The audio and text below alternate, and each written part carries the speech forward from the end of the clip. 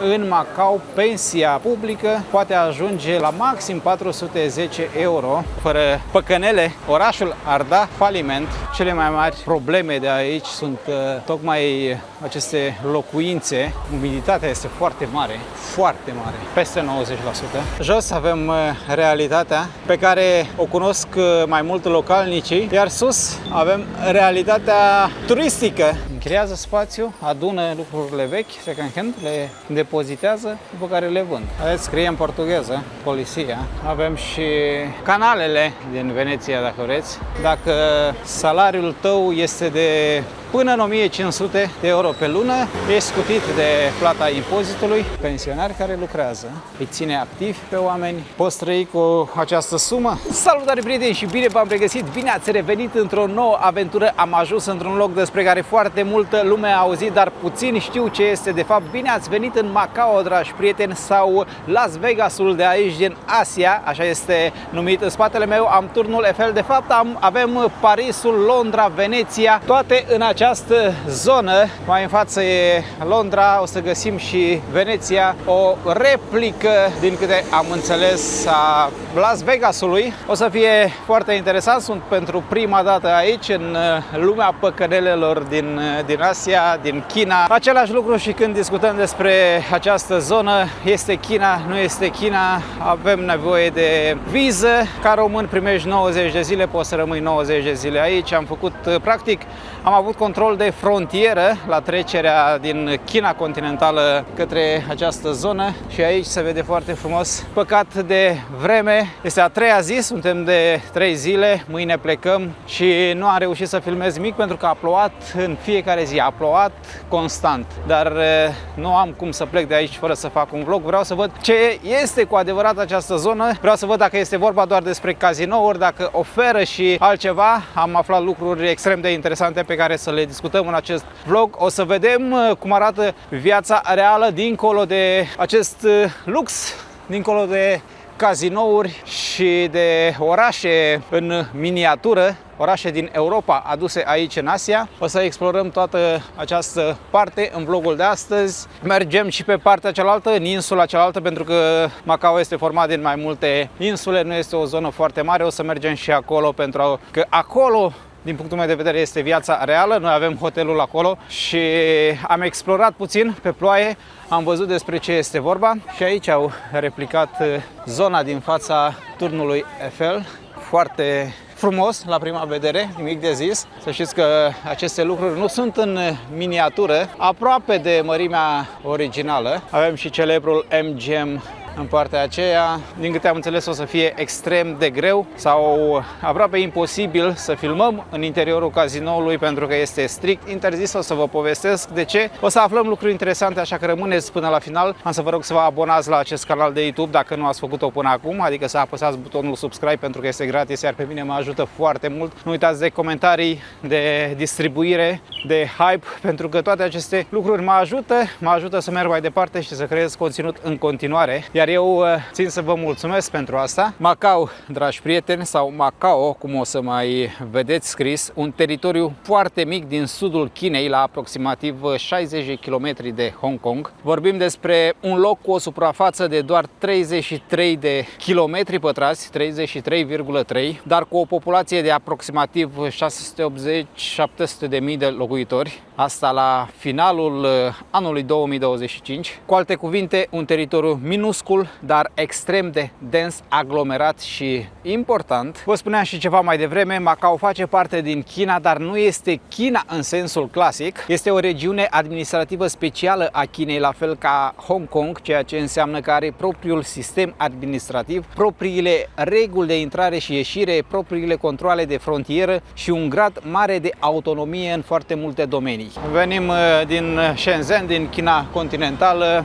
Am venit cu un ferry 24 24 de euro pentru 2 persoane, aproximativ o oră, cred că 50 de minute. Totul a decurs fără probleme, intrarea în țară rapidă, intrarea în țară, vedeți? De fiecare dată când am un control de frontieră și primesc viză, cred că intru într-o altă țară, ceea ce nu este cazul în momentul de față. Intrarea a fost fără probleme, nu ne-a întrebat nimic, nu am avut nevoie de bilet de ieșire, nu ne-a întrebat de cazare, nimic, totul fără probleme. Mă gândesc că dacă e să vii aici cu avionul, să ai zbor, lucrurile stau puțin diferit. Aici avem Londra, păcat că nu am prins vreme bună, dar să știți că față de zilele trecute acum este perfect. Este curățenie, trebuie să recunosc, față de zona în care avem hotelul, și acolo este o zonă bună, dar față de acea zonă aici este o altă lume. Cred că în această zonă locuiesc doar cei care au bani, pentru că este vizibil faptul că e mai scump. Pe când în partea aceea, o să vedeți în partea a doua a vlogului, toată lumea își face poze.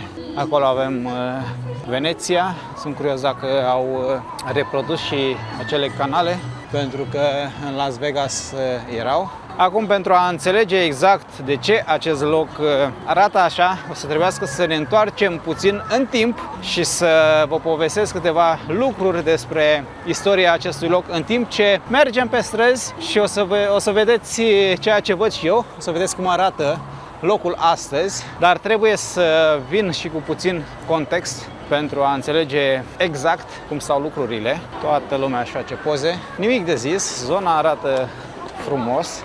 Avem și celebrele cabine telefonice. Este sau nu peste Las Vegas? Pentru că Las Vegas este rivalul direct, dacă vreți. O să vă zic părerea mea la final. Macau a fost timp de secole unul dintre cele mai importante puncte de legătură dintre China și Occident. UNESCO spune foarte clar că a fost un port de mare importanță strategică în dezvoltarea comerțului internațional și s-a aflat sub administrație portugheză din mijlocul secolului al XVI-lea până în 1999, când a revenit sub suveranitate chineză. Motiv pentru care aici vezi un amestec foarte ciudat și foarte interesant de influențe. Avem străzi și clădiri coloniale, biserici, piețe cu aer european, dar în același timp temple, inscripții chinezești, cartiere asiatice și o identitate care nu seamănă nici cu Portugalia, nici cu China continentală, ci cu ceva între ele. Avem și canalele din Veneția, dacă vreți, dar mai aștept puțin, vreau să trag concluziile acum. Voiam să zic că nu se ridică la ce am văzut în Vegas. Are rost să comparăm cu originalul, cel din Veneția, pentru că acolo este ceva aparte, este special. Întotdeauna replica o să fie replică și nu o să bată niciodată originalul în orice domeniu, din toate punctele de vedere. De altfel, centrul istoric din Macao este inclus în patrimoniul UNESCO pentru că reprezintă una dintre cele mai clare dovezi ale întâlnirii dintre est și vest. Aici nu vorbim doar despre niște clădiri vechi, frumoase, ci despre un lucru în care timp de sute de ani s-au întâlnit comerțul, religiile, arhitectura și culturile dintre două lumi complet diferite. UNESCO descrie Macao ca pe o mărturie unică a acestei întâlniri dintre culturile chineze și cele occidentale, iar acest lucru se simte în aer. Din păcate a revenit ploaia. Asta este, filmăm pe ploaie, filmăm cum se poate, pentru că nu avem timp și vreau să vedeți și această zonă. Ar fi păcat să plec de aici fără să fac un vlog. Adică am făcut această greșeală în Auckland, în Noua Zeelandă. Am fost acolo, am stat, cred că 5 zile sau mai bine de 5 zile. A plouat în fiecare zi.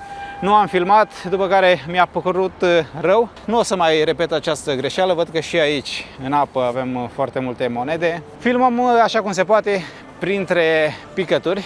De aici se vede foarte frumos contrastul. Păcat că pe cameră nu o să vedeți ca în realitate. Deja turnul Eiffel a intrat în ceață, nu se mai vede. Pe fundal avem muzică chinezească.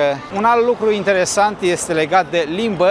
În Macao, chineza și portugheza sunt limbi oficiale. A fost destul de ciudat pentru mine ca în momentul în care am ajuns aici să văd că scrie în portugheză pe clădiri, restaurante, în meniuri, iar cantoneza este limba vorbită cel mai des în viața de zi cu zi. În același timp, Engleza este folosită destul de mult în turism, comerț și hoteluri, adică față de ce am văzut noi zilele trecute în China continentală. Aici oamenii înțeleg mult mai bine, sau nu știu dacă înțeleg mult mai bine, dar îți răspund în engleză.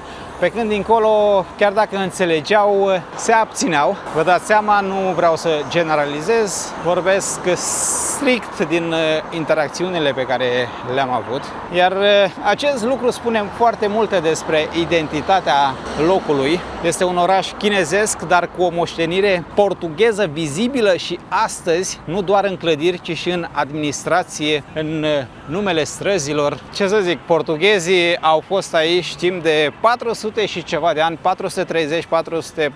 430-440 de ani, undeva pe acolo. Așa că și-au lăsat amprenta. Mâncarea pentru noi are alt gust aici față de China continentală. Este mult mai e mult mai spre Europa, cel puțin în restaurantele unde am fost și am mâncat. Acum cei mai mulți probabil asociază Macao exclusiv cu cazinourile. Unele clădiri pur și simplu emană lux și opulență. Și da, Macao este celebru la nivel mondial pentru industria jocurilor de noroc, dar realitatea e mai complexă de atât. Orașul încearcă să se prezinte și ca destinație turistică, și ca loc de patrimoniu, și ca puncte între China și lumea vorbitoare de portugheză. În același timp, adevărul este că aici turismul și jocurile de noroc au o greutate uriașă. Pentru a vă face o idee, anul trecut, în 2025, Macao a avut peste 40 de milioane de vizitatori, un număr uriaș pentru un teritoriu așa de mic, aș putea spune. Va trebui să ne adăpostim puțin pentru că ploaia a început și mai tare. Să încercăm să intrăm pe undeva. O să fie o mare problemă cu filmatul. Sper să reușim să filmăm măcar câteva cadre și prin interior. În cazinou o să fie mai complicat, dar vedem, povestim pe parcurs în momentul în care ajungem acolo. Foarte important de înțeles este și faptul că statutul acesta special al Macaoului vine din modelul numit o țară, două sisteme. Asta înseamnă că, deși face parte din China, a păstrat propriul mod de administrare și după 1999. Practic, Macao nu este o țară separată, dar nici nu funcționează identic cu China continentală. De aceea, pentru mulți turiști, există impresia că intră într-un loc diferit, cu reguli diferite, chiar dacă oficial vorbim tot despre China. Aici avem cazinoul, poți să intri fără probleme peste tot, nu poți să intri cu camera, cu telefonul. Și dacă ai masca pe față, pentru că ei folosesc foarte des masca, trebuie să o dai jos, să se uite la fața ta, să vadă dacă ești minor sau nu.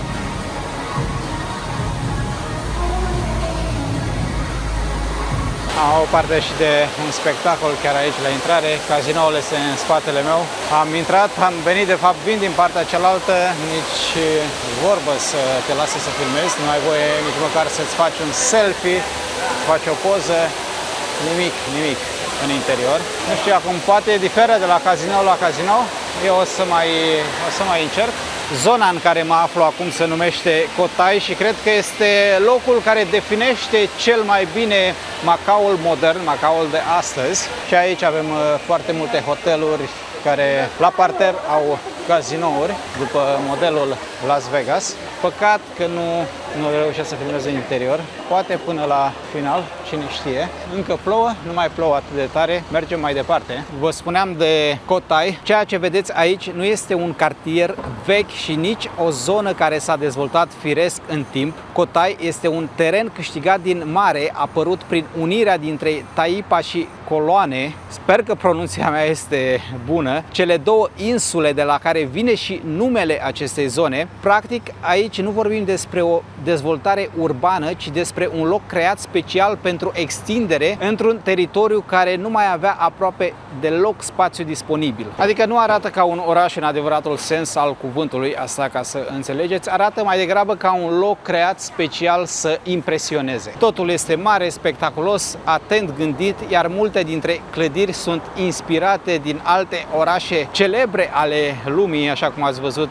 mai devreme. Avem Veneția, Paris, Londra, toate puse la oaltă într-un singur loc, nu neapărat pentru autenticitate, ci pentru efect, pentru imagine și pentru senzația de acest spectacol continuu. Koh Tao este, dacă vreți, un fel de vitrina Macaoului modern. Aici s-a construit masiv, aici s-au ridicat, de fapt aici găsești cele mai cunoscute resorturi și aici vezi cel mai bine direcția în care s-a îndreptat acest teritoriu în ultimele decenii. Din păcate plouă și vizibilitatea nu este bună. Dacă ar fi fost bună, ați vedea pe cameră ceea ce vreau să spun. O să încerc să găsesc imagini cu această zonă fără ploaie și cu o vizibilitate mai bună pentru a înțelege exact despre ce vorbesc și ce vreau să spun. Se vede și așa, pentru că și ploaia are farmecul ei, acești nori, sau mai bine zis acești zgârie nori care se pierd, care sunt cu capul în nori, cu ghilimelele de rigoare, au farmecul lor, dar din punctul meu de vedere imaginea de acum nu reflectă realitatea. Cu toate astea, din ceea ce văd până în acest moment, cu toate că am zis că vă zic la final, îmi place mai mult Las Vegas din mai multe puncte de vedere, dar o să vă spun la final, concluzia la final, dacă vreți să o auziți, să rămâneți până la final. Dar asta se întâmplă cam peste tot în astfel de zone unde predomină cazinourile. Totul pare făcut ca vizitatorul să intre într-o lume separată în care să uite pentru câteva ore sau câteva zile de unde se află de fapt. Iar aici cred că este partea interesantă, pentru că locul acesta este impresionant, fără îndoială, dar în același timp are și ceva artificial. Pare mai degrabă un decor uriaș decât o zonă urbană autentică. Este genul de loc care arată foarte bine, care impresionează imediat, dar care ridică și întrebarea cât din ceea ce vezi este viața reală și cât de fapt e o imagine construită special pentru turiști. Bine, acum și aceste lucruri depinde din ce punct de vedere vrei să le vezi, pentru că dacă vii aici special pentru asta, vii aici să cheltui bani și să vezi toate aceste lucruri, știind că sunt create artificial și că sunt create să-ți scoată bani din buzunar, este ok.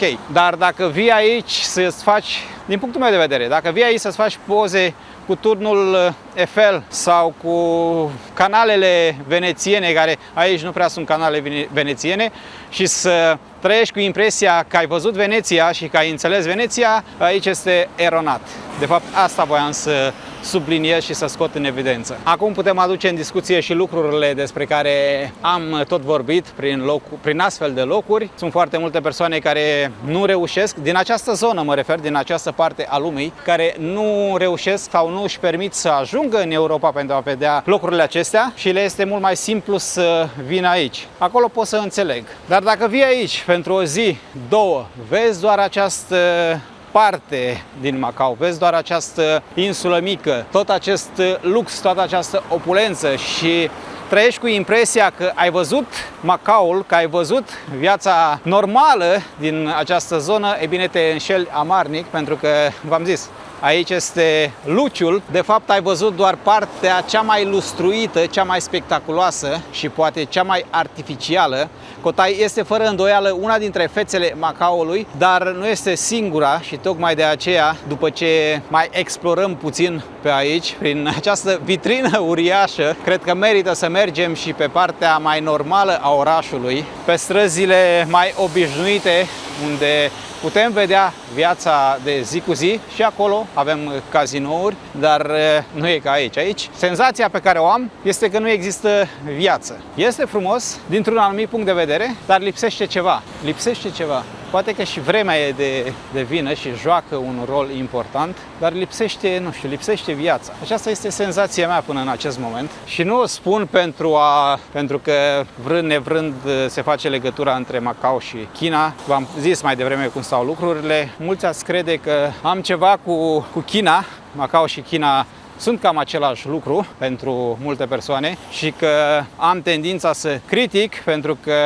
vlogurile cu tentă negativă ies în evidență și fac foarte multe vizualizări. Fac referire la vlogul din Hong Kong, cel cu puștile. Oamenii trăiesc în puști, plătesc chirii foarte mari pentru asta, trăiesc în 10 metri pătrați. Cred că ați văzut acel vlog din Hong Kong, dar cu siguranță cei care mă criticați nu ați văzut primul vlog din Hong Kong, unde am prezentat exclusiv locurile frumoase și zonele turistice și am lăudat orașul din acea privință. Iar în China continentală vă invit să intrați pe canal și să vedeți vlogurile pe care le-am făcut, toate, după care să criticați munca mea. Aici a fost un scurt moment dedicat haterilor care încearcă din răsputeri să mă asocieze cu o parte sau alta, pentru că de multe ori intru în anumite subiecte, că vreau, că nu vreau, așa sunt eu, când văd ceva ce nu-mi place, critic, chiar dacă e comunism, chiar dacă e democrație, chiar dacă e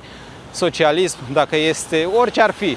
Dacă e de criticat, eu critic, ăsta sunt. Iar sunt anumite persoane, unele influente, care încearcă să mă asocieze cu o anumită parte în funcție de interesele lor proprii. Iar pe mine acest lucru pur și simplu nu mă interesează. Vreau doar ca în momentul în care vedeți că cineva spune că eu fac doar aia sau arăt doar aia, să intrați pe canalul meu de YouTube și să vedeți că din orașul respectiv o să găsiți și vloguri cu locurile frumoase, nu doar cu locurile negative. Atâta tot. V-am zis, lucrurile pe care le-am spus mai devreme sunt exclusiv pentru o anumită categorie de persoane, cei care îmi urmăresc vlogurile cap-coadă și de fiecare dată sau atunci când au timp știu ceea ce fac și știu exact ce tip de conținut fac. Apropo de asta, apropo de controverse și de intrat în subiecte sensibile, spui Macao, spui Las Vegasul din Asia, spui cazinouri, dar întrebarea mea este următoarea: pentru cât timp o să mai fie așa? Pentru că și aici lucrurile sunt cu dus și întors, sunt puțin sensibile, presiunile din exterior sunt, pentru că și Macao are un termen de expirare. Întrebarea este ce se va întâmpla în momentul în care vom ajunge în anul 2050, spre exemplu, pentru că în 2049 expiră cei 50 de ani în care Macao a funcționat sau funcționează după modelul o țară, două sisteme, adică perioada în care acest teritoriu a avut garantată o autonomie ridicată și un statut diferit față de China continentală. Iar aici apare firesc întrebarea ce se va întâmpla după, mai ales în condițiile în care în China continentală jocurile de noroc sunt interzise. Acum ați crede că bine, rămâne așa pentru că această zonă este o fabrică de făcut bani. Nu cred că este chiar așa. Cert este că lucrurile nu se vor schimba după o zi pe alta. Nu ai apăsat pe un buton și gata, totul s-a transformat. Aceste lucruri vor avea loc în timp, din punctul meu de vedere. De ce spun asta? Spun asta pentru că există deja o presiune clară asupra acestui oraș. Mesajul oficial transmis de la Beijing, repetat ani de zile și reafirmat foarte clar chiar și la sfârșitul anului 2024, este că Macao trebuie să diversifice, să nu mai depindă într-o asemenea măsură de industria jocurilor de noroc și să își dezvolte și alte direcții economice. Numai că realitatea de astăzi arată altceva. O mare parte din economia acestui teritoriu este susținută în continuare exact de această industrie. Cred că am ajuns undeva prin spatele resorturilor. Ca să înțelegeți cât de important este acest domeniu pentru Macao, trebuie spus foarte clar că aproximativ 80% din veniturile fiscale vin încă din jocurile de noroc. Ce frumos arată și aici în interior, păcat că nu ne lasă să filmăm. Cu alte cuvinte, fără cazinouri, fără păcănele, cum le spunem noi, orașul ar da faliment.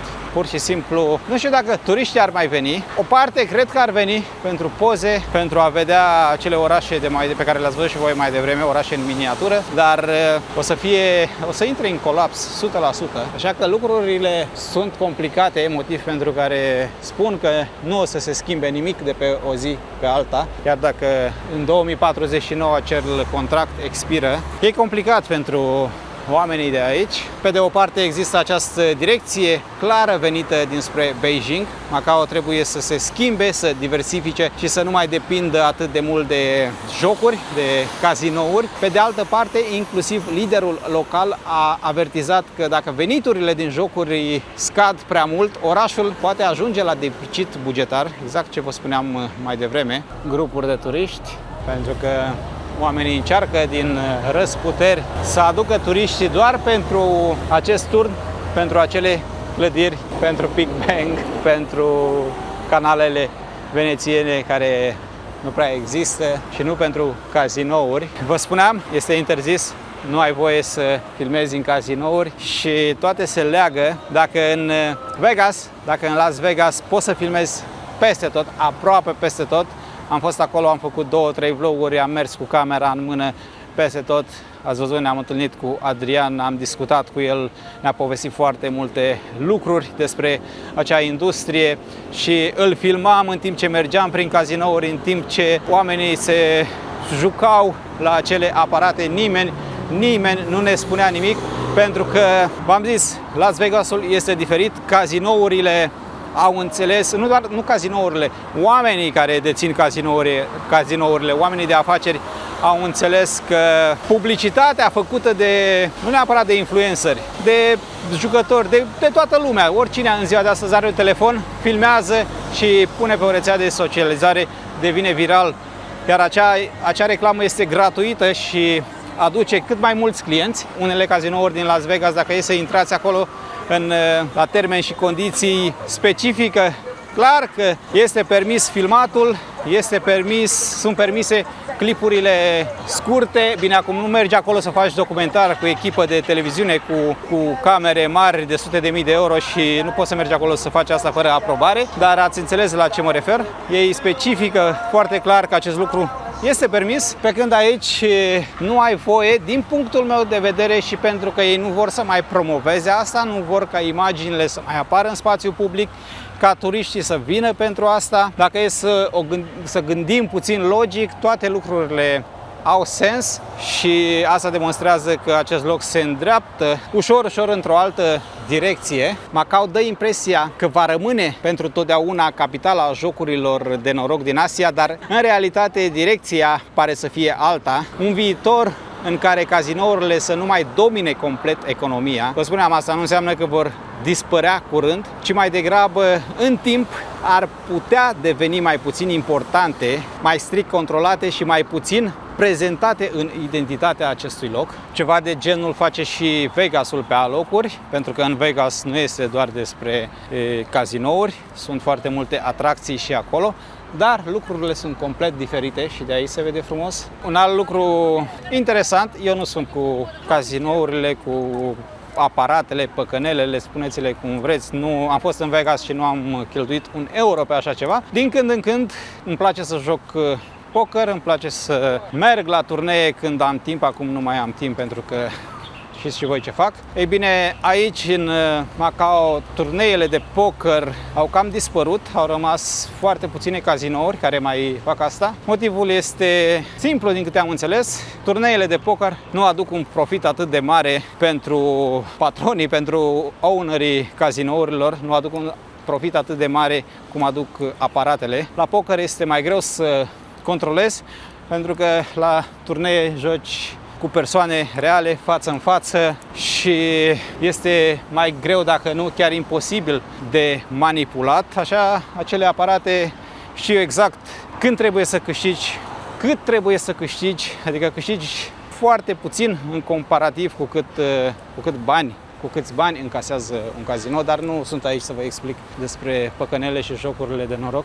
Știți că nu recomand asta, nu promovez așa ceva, nu sunt de acord cu așa ceva. Avem o problemă reală în România despre care am tot discutat pe acest canal. Nu am discutat doar despre mizerie și gunoaie, am scos în evidență și problemele reale ale locurilor pe care le-am vizitat, inclusiv în România, dar hei, fiecare vede ce reușește din vlogurile mele sau înțelege ce reușește din vlogurile mele. Cam asta e și cu această zonă. Am revenit aici, te învârți în cerc, o să luăm un taxi și o să plecăm. O să facem undeva la 5 km.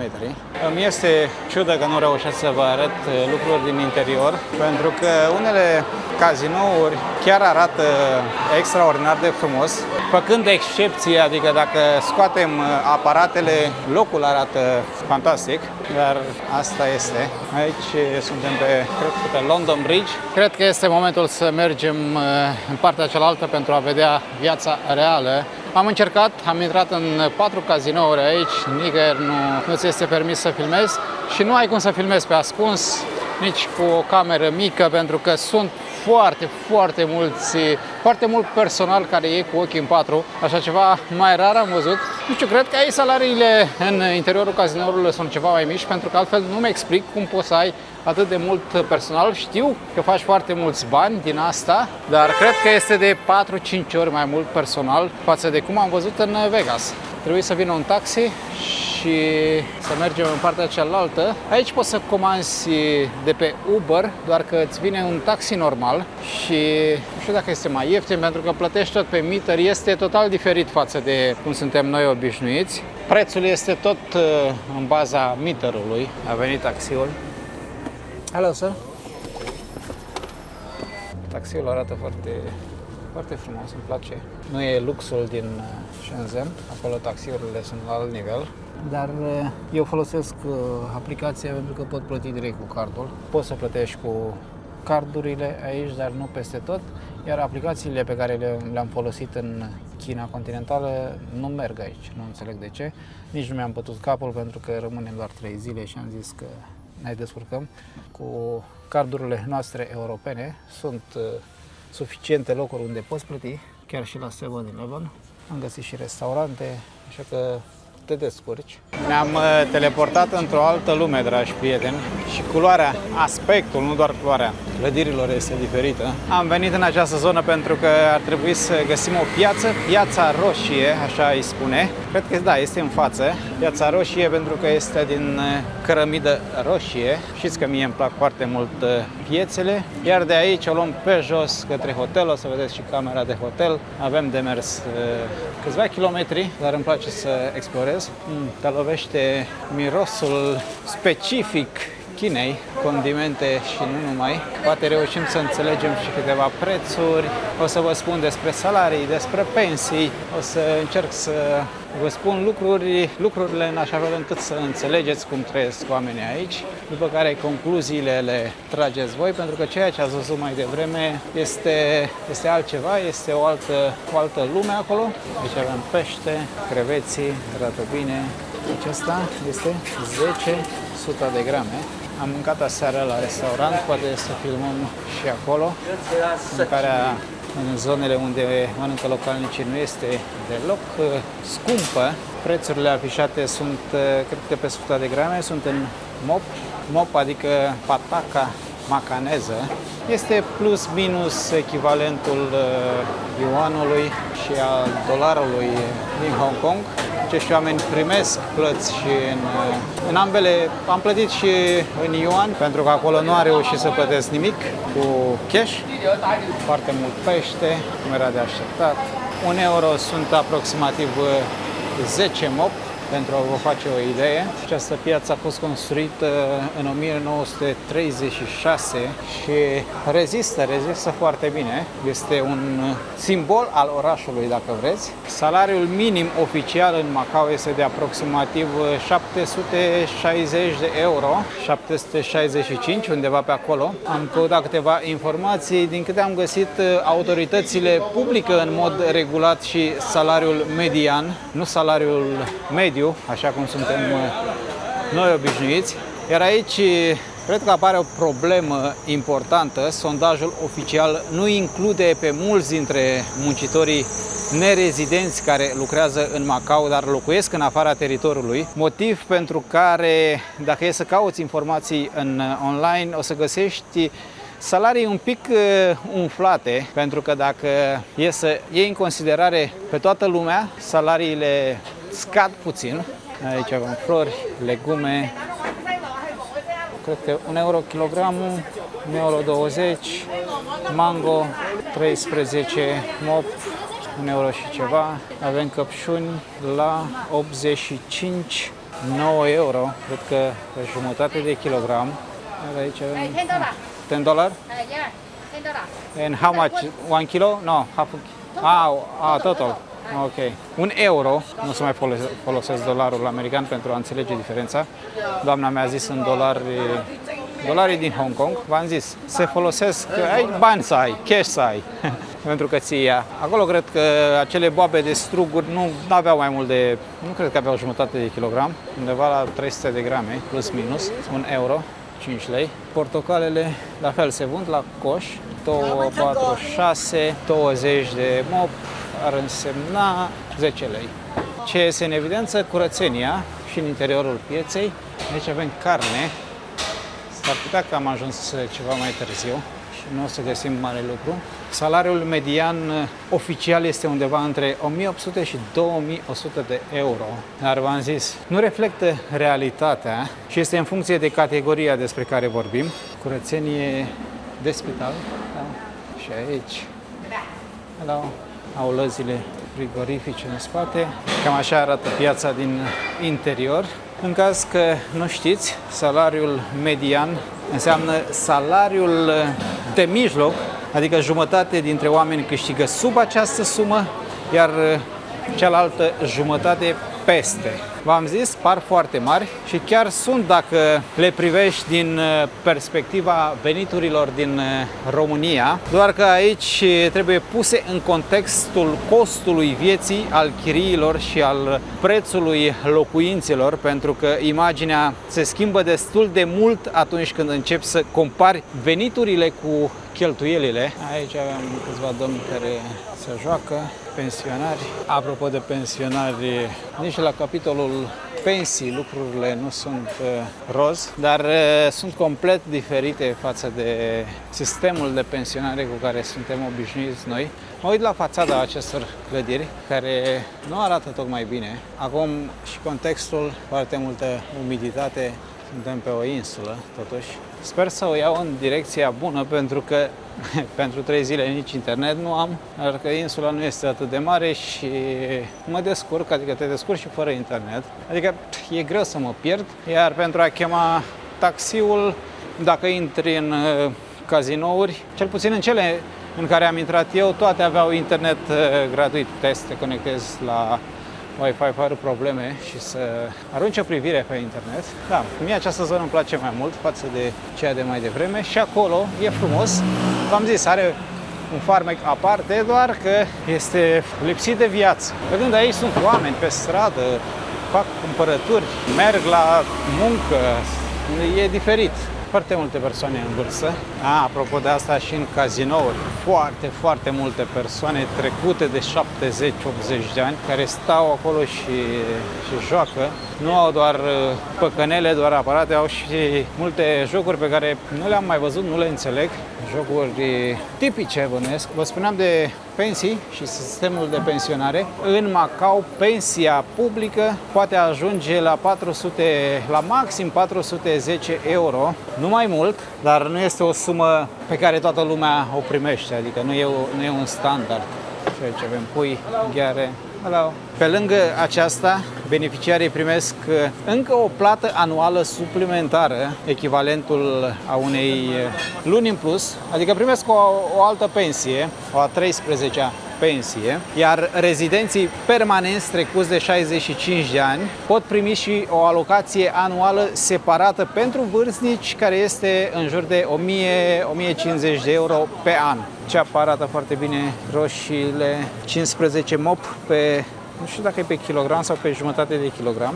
Aici 20, 2 euro, 10 lei acest coșuleț cu fructe. Pe aici trăiesc oamenii, aceasta este viața reală din Macau. Cam așa arată realitatea. A dispărut luxul, a dispărut opulența. Acum v-am zis de pensie că e maxim 410 euro pe lună, cu aproximație. Eu am făcut conversia din moneda lor în euro, ce miroase a durian. Și nimeni nu are o pensie mai mare, chiar dacă tu ai avut salariul de 10.000 de euro, ai aceeași pensie, dar o să vă explic imediat cum funcționează. în timp ce admirăm această zonă și totodată foarte important este că această pensie nu este aceeași pentru toți. Ea depinde de cât ai cotizat de-a lungul vieții, ca peste tot de altfel. Formula oficială pornește de la un prag maxim atins la 30 de ani de contribuție. Cu alte cuvinte, dacă ai cotizat 30 de ani, poți ajunge la pensia integrală, adică aproximativ 410 euro pe lună. Dacă ai cotizat 25 de ani, poți ajunge la 340 de euro pe lună. Dacă ai cotizat 20 de ani, la 270, 15 ani undeva la 200, iar dacă ai cotizat doar 10 ani, primești incredibil la sumă de 130-140 de euro pe lună. Dar lucrul cel mai important, cred eu, este că în sistemul public de bază nu contează cât de mare ți-a fost salariul. Vă spuneam, chiar dacă un om a avut un salariu foarte mare, pensia publică nu crește direct în funcție de venit. Motivul este simplu: contribuția obligatorie la sistemul public este una fixă, nu procentuală din salariu. Adică un angajat rezident plătește o contribuție de 90 de MOP, dintre care 60 sunt plătiți de angajator, iar 30 de angajat. Tocmai de aceea pensia publică de bază are un plafon și nu poate urca la nivelul veniturilor mari din perioada activă.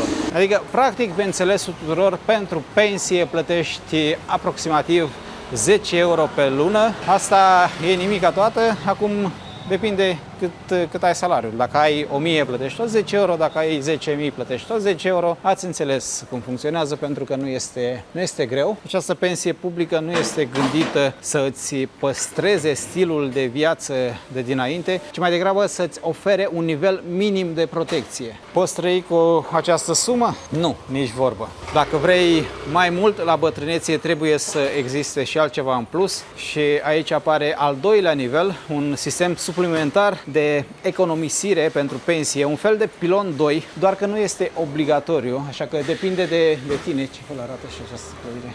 Aici am dat peste magazine.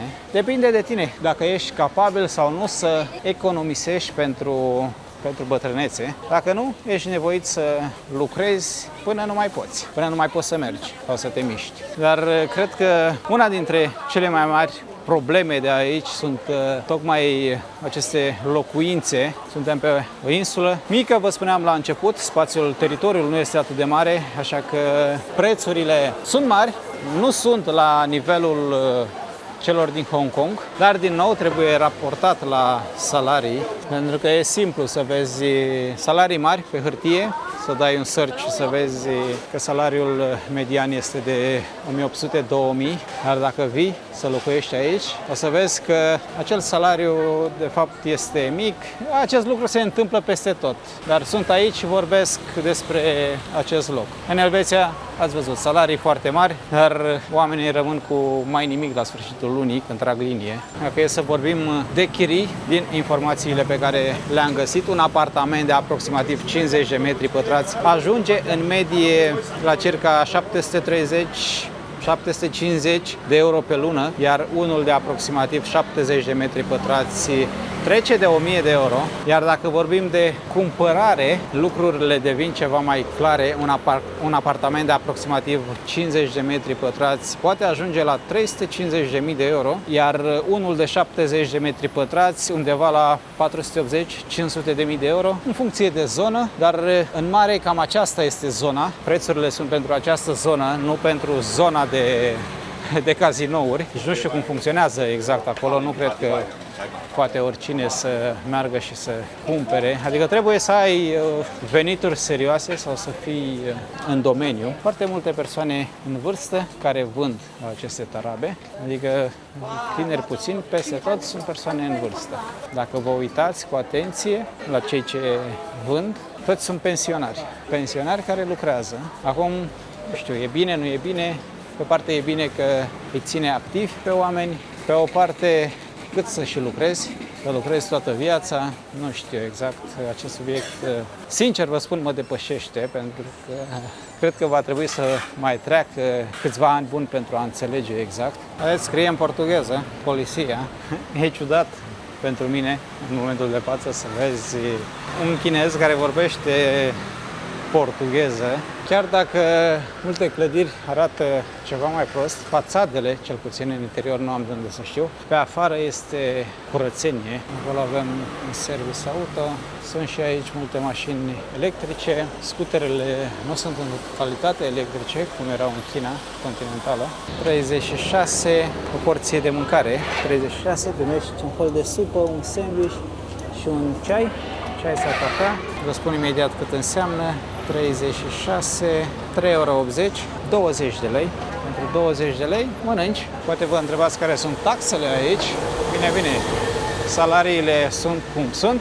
Par mari, dar în realitate sunt mici. E bine, impozitul pe venit poate ajunge până la 12%, dar cel mai important este că nu se aplică la sumele mici. În Macao există un prag de scutire de aproximativ 15.000 de euro pe an, iar peste acest nivel taxarea crește progresiv, iar la veniturile mari ajunge la un maximum de 12%. Iar dacă la un calcul simplu în mare, dacă salariul tău este de până în 1.500 de euro pe lună, ești scutit de plata impozitului. În momentul în care trece, spre exemplu, mi se pare că pragul e de la 1.600, la 1.600 angajatorul începe reținerea la sursă, dar progresiv. Există și acolo un tabel, nu o să intrăm acum în amănunte pentru că nu are rost, eu zic că nu are rost.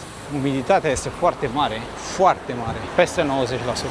Și aici avem un fel de muzeu, intrare gratuită, free, scrie și în portugheză. Mi se pare, da, acesta este lucrul care m-a lovit prima dată când am ajuns și am văzut că scrie în portugheză. Cei drept, nici nu am căutat informații din timp, știam că au fost colonie portugheză, dar nu mă gândeam că au păstrat limba portugheză ca limbă oficială. Acum nu știu ce se va întâmpla după ce acel contract expiră. V-am zis și la început, o să repet pentru a fi foarte clar, portugheza a rămas limbă oficială nu pentru că o vorbește majoritatea oamenilor, ci pentru că acest loc s-a aflat sub administrație portugheză timp de aproximativ 442 de ani, din 1557 până în 1999. În 1987, China și Portugalia au semnat o declarație comună prin care au stabilit că Macao va reveni sub suveranitate chineză la 20 decembrie 1999, iar după această revenire, statutul special al Macaoului și folosirea limbii portugheze au fost păstrate prin lege în cadrul modelului o țară, două sisteme. Cu alte cuvinte, portugheza a rămas mai ales în administrație, în justiție și în identitatea oficială a locului, chiar dacă pe stradă limba dominantă este chineză. Nu vreau să greșesc sau să vă dau informații eronate. Aici avem un spital. Cei ce vorbesc portugheză în ziua de astăzi este sub 10%, sunt sub 10% persoanele care vorbesc chineză. Aș înclina să cred că sunt sub 5%, dar nu vreau să vă dau informații greșite. În momentul de față nici nu pot căuta pentru că nu am internet, dar dacă vă interesează, un simplu search pe Google cred că rezolvă această problemă. Pur și simplu te sufoci și nu aș vrea să locuiesc aici. Îmi place căldura, îmi plac zonele aflate lângă apă, dar aici e prea mult. Da, încă n-am înțeles de ce au gratii până sus. Cred că toată această parte a Asiei este așa. Foarte multe sunt închise, văd. Aici e un garaj. Vedeți cât de mic este garajul? Am zis, e o problemă cu spațiul. Cred că aici a fost, da, a fost ceva și au demolat. A fost o clădire după care au demolat-o. Se lucrează și aici se lucrează fierul.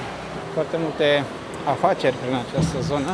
Dacă ajungeți prin Macao, trebuie să plecați de acolo, să veniți pe aici și să faceți o plimbare pe aceste străduțe, pentru că eu zic că merită. Eu zic că merită să vedeți și cum arată acest oraș în realitate, nu doar acea spoială. Acum, dacă vă place sau nu, sau vă place mai mult acea parte și mai puțin aceasta sau invers, aici ține de fiecare persoană, ține de preferințe, iar gusturile nu se discută, dar trebuie să înțelegeți că aceasta, pentru oamenii de aici, aceasta este realitatea. Să-mi explicați de ce au gratii până sus. Oare să fie pentru a câștiga spațiu, pentru a depozita lucruri? Pentru că dacă închizi, mai câștigi ceva spațiu, nu știu.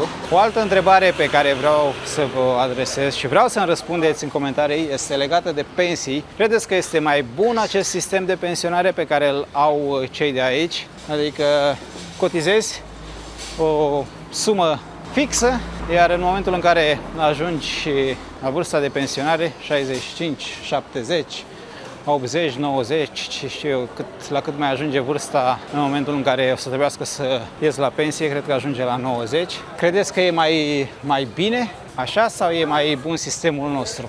Și aici avem, pare în depozit, parcă chestii second hand, un garaj, pare că au deschis garajul și lumea cumpără și aici. Asta când peste o zonă interesantă. Pare că sunt garaje din acelea închiriate, abandonate, după care vii, le deschizi și vinzi tot ce ai în interior. Este destul de interesant.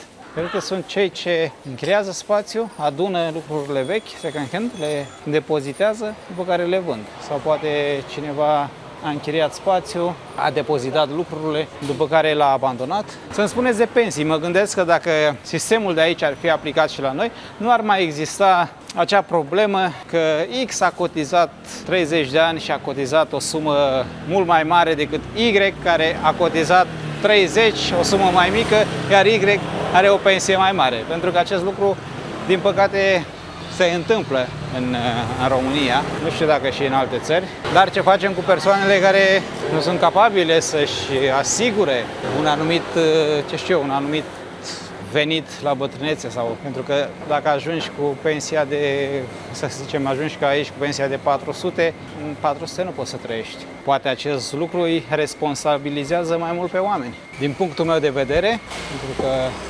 suntem pe canalul meu, așa că o să vă spun și părerea mea, pentru mine, cred că responsabil de pensie ar trebui să fii tu, nu statul, adică să fie oarecum ca aici. Dacă, ok, trebuie o pensie minimă, îți oprește o sumă, statul oprește o sumă modică și cam asta ar fi. Iar tu să fii direct responsabil de banii tăi. Nu să-ți oprească 30, 40 sau mai mult, 60% din salariu, după care tu să primești o sumă infimă, o sumă modică din acei bani. Nu mi se pare corect, dar e părerea mea, poate greșesc. Ce nu au în această zonă și îmi place, dar oamenii nu au încotro, nu au spații verzi. Cred că acesta este și unul din motivele pentru care umiditatea te omoară și aerul nu este respirabil și nu. Au câteva locuri, cum este și cel din față, unde doamna face mișcare, dar tot betoane, tot ciment. Aici avem pui la rotisor. Arată bine. Sunt puișori, sunt extrem de mici. Nu sunt pe steroizi, nu sunt ca cei din America, că tot am pomenit ceva mai devreme de Las Vegas. Apropo de Las Vegas, sunt și acolo probleme. Noi o să mai mergem, eu o să mai merg în Las Vegas, pentru că, v-am zis, îmi place dintr-un anumit punct de vedere. Și o să vedem și Vegasul real, pentru că data trecută nu am reușit să-l vedem. Am fost acolo mai mult să spunem, într-o vacanță. Ați văzut, dacă ați văzut vlogul, știți la ce mă refer. Așa că, când vine vorba de Vegas, am rămas dator cu un vlog. Iar anul acesta o să vină. Miroase a pâine pe aici, am dat peste o brutărie, pâine caldă, cozonac, mai bine zis, mirosea cozonac. Acolo vreau să ajungem înainte de final, să ajungem și în partea aceea, o parte extrem de cunoscută în online, de aici din Macau. Avem Grand Lisabon în față, sper să se vadă, pentru că este urât, plouă, sunt nori, acolo mergem. Cred că aceasta este o imagine care reprezintă cel mai bine această zonă. Jos avem realitatea pe care o cunosc mai mult localnicii, iar sus avem realitatea turistică, dacă vreți. Turiștii nu vin aici, vin pe partea cealaltă, în față. Pozele toate pe care le vedeți pe internet sunt din față, nu din spate. Eu venind din acea parte, am dat peste asta. Arată destul de frumos interiorul, puțin vechi, dar e interesant. Bineînțeles, în partea aceea nu ai voie, sunt semnele puse la intrare. Sub 21 de ani nu ai voie să intri. Nu e vorba de vârstă, dar nu avem voie să filmăm, așa că nu suntem interesați. Nu suntem interesați de cazinouri. Pe o parte, cred că e mai bine că nu mă lasă să filmez în interior, pentru că, am zis, nu vreau să promovez jocurile de noroc și cazinourile, iar în momentul în care, chiar dacă eu nu promovez, cum am făcut-o și în Vegas, am fost destul de clar că nu promovez și nu încurajez pe nimeni să folosească aceste aparate, prin simplul fapt că le filmezi în interior, poate fi considerat un soi de promovare, pentru că prezinți. Chiar dacă o prezinți într-un mod neutru sau spui că nu recomanzi, sau cum am făcut acolo, am enumerat multe aspecte negative, dar cum știți cum e, fiecare selectează din video imaginile care îl atrag și înțelege ce vrea să înțeleagă. Arată interesant, nu pot să zic că e wow. Acum nu știu dacă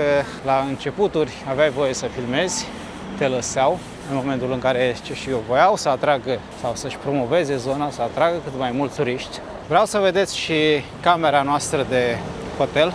V-am zis că mă îndrept către hotel. Vreau să vedeți camera, să-mi spuneți cum vi se pare. Pe lângă asta, v-am zis, este ultima seară și vreau să ajung în jacuzzi, pentru că avem jacuzzi și după umiditatea și ploaia de astăzi, să știți că merge, așa că abia aștept să-mi spuneți cum vi se pare camera de hotel. Cam așa arată camera noastră de hotel. Rămânem aici 4 nopți, arată mult mai bine decât în poze, vă spun sincer. Patul este puțin răvășit pentru că am filmat și un reel. Avem vedere către ocean sau către mare, ce-o fi. Din păcate este înnorat, cred că o să plouă astăzi. Îmi place foarte mult mobila, acolo avem baia, cada foarte frumoasă. Să-mi spuneți cum vi se pare. Este lemn masiv. Pașapoarte MADE în România, nu se mai vede absolut nimic pe ele. Al meu, da. Andreea a dispărut tot de pe el. Iar al meu este mai vechi cu 6 ani. Andreea l-a făcut acum 2 ani de zile. MADE în România. Revenim la camera de hotel. Aici avem baia. Arată scump din punctul meu de vedere și este anul nou chinezesc. În teorie, prețurile, din câte știu eu, ar trebui să fie mai mari în perioada sărbătorilor. Cabina de duș, îmi place și este curat. Este foarte, foarte curat. Dulap, aici ne-au lăsat apă, cafea, ceai, 3 în 1. Urăsc când frigiderul este pus în interior. Știu că arată mult mai bine așa, dar nu răcește foarte bine. Iar aici, în dulap, cred că avem safe, halat, papuci. Avem și sală, avem piscină, avem saună, totul inclus în preț. Cam acesta este Macau, dragi prieteni.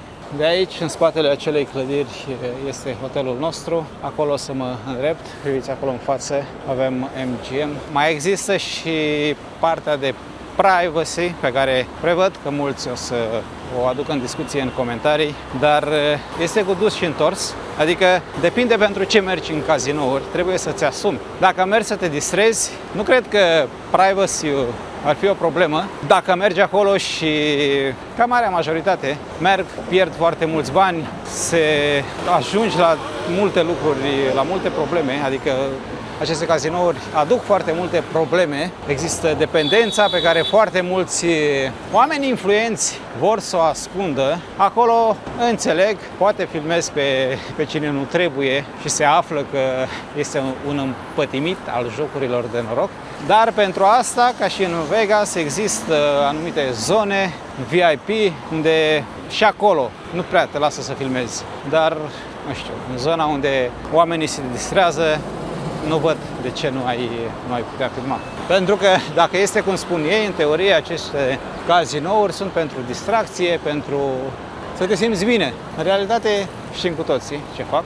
Te fac să-ți pierzi și casa. Doar că, repet, și cu asta închei, din punctul meu de vedere, problema nu este legată de privacy. Pentru că dacă ar fi fost așa, nu ai fi avut voie să filmezi imediat ce se termină bariera cu păcănelele, sau mă rog, ce au ei acolo. Pentru că în exterior, prin mall-uri, peste tot, te lasă să filmezi, nu au nicio problemă, te văd că filmezi, pentru că v-am spus, există personal peste tot și nimeni nu e deranjat, dar nu vor ca turiștii sau clienții de ocazie să promoveze, să mai promoveze jocurile de noroc, pentru că pe continent ele sunt interzise și cred că acolo aceasta este direcția în care, nu că se îndreaptă Macau, direcția în care anumite persoane vor să ducă acest oraș. O să mă îndrept către hotel, pentru că mare lucru, nu știu ce să vă mai arăt, nimic deosebit, da, cazinouri, care ați văzut și în prima parte, adică nu știu ce să vă mai arăt diferit din ce v-am prezentat până acum. Nu cred că are rost să o mai lungim. Cam atât. Vă mulțumesc foarte mult pentru că ați avut răbdare și că ați rămas până la final. Nu uitați să ajutați acest vlog cu un like, să-l distribuiți pentru a ajunge la cât mai multă lume. Să urmăriți și canalul secundar, o să vă las link în descriere, cred că este gata până în momentul în care acest vlog o să fie pe YouTube. Dacă nu o să găsiți, oricum o să-l găsiți, o să fie un vlog exclusiv cu mâncare. Sper să iasă ceva interesant. O să povestim acolo mai multe. Cam atât. De fiecare dată, în momentul în care vreau să închid vlogul, mă întind, parcă trag de timp, parcă vreau să mai găsesc ceva interesant să vă arăt, dar cam asta a fost. Am prins o vreme nefavorabilă, poate că lucrurile ar fi fost sau s-ar fi văzut diferit dacă vremea ar fi fost de partea noastră, dar asta este. Vă mulțumesc foarte mult, ne vedem data viitoare într-o nouă aventură. Până atunci vă spun numai bine!